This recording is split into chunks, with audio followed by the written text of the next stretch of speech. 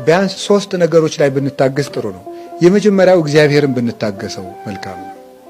እግዚአብሔርን ብንታገሰው ማለት ያልመለሰልንን ጥያቄዎች እስኪመልስልን ድረስ አለማጉረምረም ማለት ነው። መጠበቅ፣ አንተ በጊዜው ሁሉንም ታደርጋለህ ማለት። ሁለተኛ ለራሳችን ራሱ ትዕግስት ሊኖረን ይገባል። የእውነቴን ነው የምነግራችሁ። በአንድ ጊዜ ዛሬ መሰበክ ጀምረን የዛሬ ወር ጻድቅ መሆን መፈለግ ተገቢ አይደለም።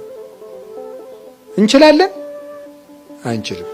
መታገስ ይገባል። የኛም አካል እስኪያድግ ልንጠብቀው ይገባል። አይዞ በርታ፣ ደግሞ እችን አስተካክላት እያሉ ራስንም ቢሆን መታገስ እስኪያፈራ ወዲያው ቸኩሎ አይ እንግዲህ 1 ወር ሞከርኩ አልተስተካከሉም እንግዲህ ይቅርብኝ ማለት አይደለም።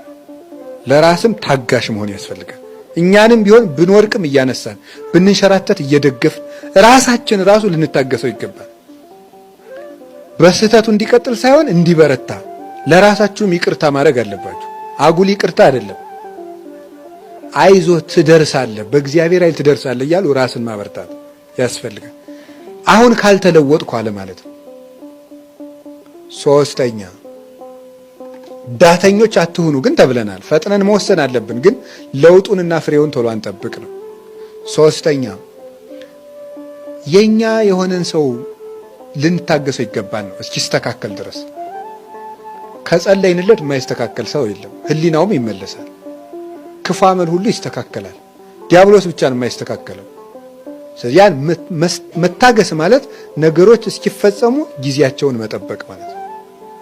ያ 5 መክሊት ነው። 5 መክሊት። እነዚህን መክሊት ክርስቶስ ሰጥቶናል። በእነዚህ ሁሉ ነገር ማትረፍ ይቻላል።